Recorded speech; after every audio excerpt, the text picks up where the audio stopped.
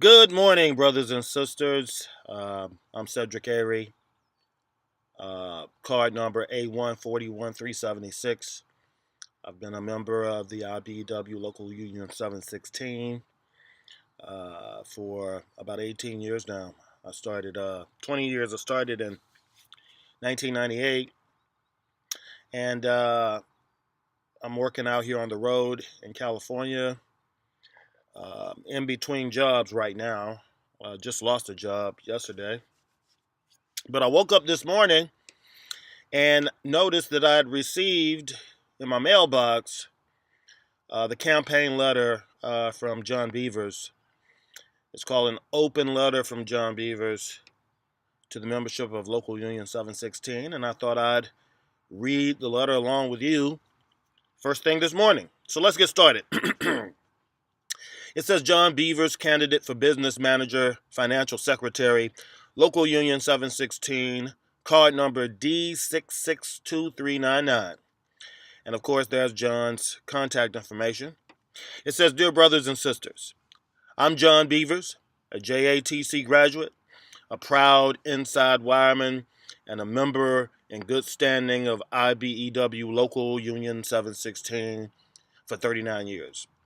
I want to be your business manager, financial secretary, because I believe it is a devoted duty, a consecrated calling, and a solemn service to working union men and women. 107 years ago, Inside Wireman organized Local Union 716 upon a basic proposition of our Constitution, that working Americans also have the right to form associations and collectively bargain with their employer for better job conditions. On every local 716 election day, but particularly this election day on June 1st, 2019, each member has the equal opportunity to demonstrate their dedication, their devotion to this proposition. I like this. It is tempting to assume that the struggle is over, that monumental effort and sacrifice are no longer required. It is tempting to assume that the conditions enshrined in our agreement are a relic of a bygone era when unions were in their heyday. It is tempting to assume that our contract is no longer relevant in this world of mobile phones, laptops, Facebook, and Amazon. But our forebears' achievements, sacrifice, and dedication demands that we do everything in our power to preserve our union. That's right. Over the last 40 years, especially, working men and women have been purposely squeezed out of the middle class by a virulent anti-union onslaught that included ideological opposition, market forces, and technological advancements.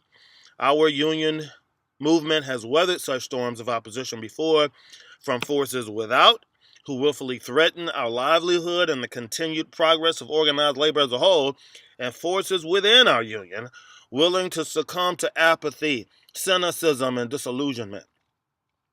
But this very opposition is the greatest reason to reaffirm that centuries-old vision of organized labor. I like that. One of the most precious ways to do that is to show up on June 1st and vote for leadership that will champion the traditions of unionism, champion a better future for our local, and fight to maintain the middle-class lifestyle for our membership and their families. I boldly declare with confidence that I am the candidate to vote for on June 1st, the candidate that will fight for our membership. And here's why, brothers and sisters.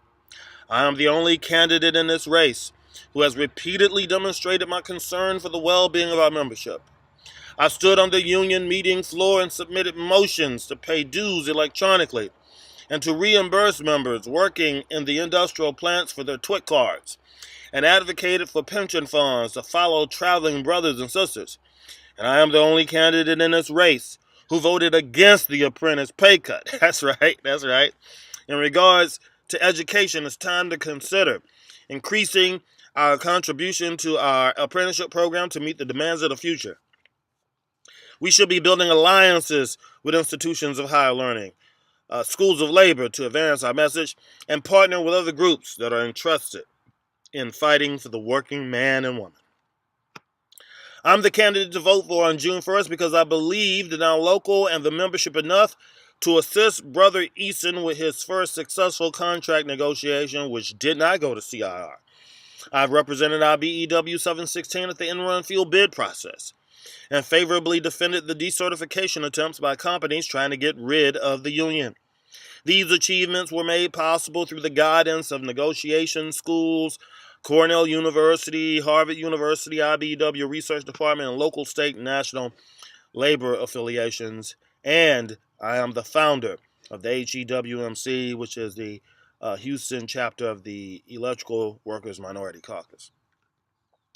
I'm the candidate to vote for on June 1st because experience counts when it comes to leadership. In the past, the membership has given me the privilege to serve in many roles: registrar, executive board chairman, treasurer of metal trades, EM5 System Council, chairman of JIETS, which is a Joint Industrial Electrical Training School.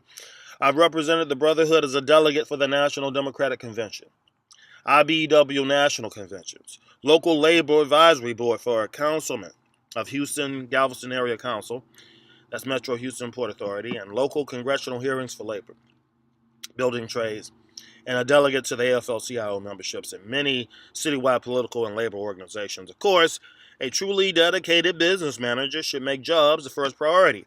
Because I believe in our local union family, I will bring my knowledge and experience to bear to secure gainful employment for our membership, dedicate myself to working in the best interest of our industry and to leveling the playing field for our contractors and assisting members in need. The business manager is also responsible for maintaining and servicing the collective bargaining agreement. In my travels working around the nation, I've noticed subcontractors are being squeezed by general contractors. Now is the time for the local union to utilize all the tools in our bag, including political activism, to assure that projects use union labor. The next BA must be dedicated to helping our membership, that's right, when they fall on hard times.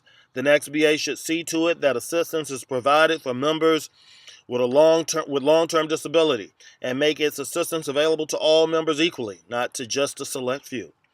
One of Local 716's ongoing issues is insurance, right? We should form a committee to research the insurance industry to ensure we get the best bang for our buck. Under my administration, we will look into the national plan and other group plans.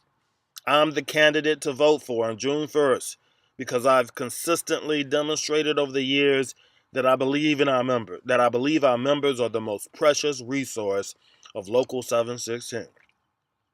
This is the most important election in the history of our local. We stand on the verge of the third decade of the 21st century. Unionism, our brotherhood, our contract, our jobs are under fire. That's nothing new.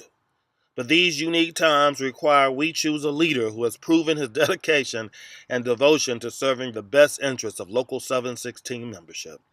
Ask yourself, why should we keep voting for the same people and getting nothing significant in return? Why do we have a small percentage of the work in the fourth largest city in the nation? Why haven't we spoken with the local safety council about the requirements to prepare our people for the industrial environment and thus increase our market share? I look forward to your support. I humbly request your vote for business manager, financial secretary on Election Day, June 1st, 2019. Please be sure to cast your vote between the hours of 7 a.m. and 7 p.m. at 1475 North Loop, West Houston, Texas. Respectfully, John Beavers, card number D662399. That's John Beavers' campaign letter. I found it inspiring, of course, and visionary. I've been waiting for a statement from John for some time, and now I finally got it. And, he's got my vote, and I encourage you to vote for him as well. Anyway, just wanted to share that with you, brothers and sisters. I'm catching a plane to Houston tomorrow. And of course, I got some other campaign videos to work on. So I'm signing out right now. So have a good day, brothers and sisters. Thank you.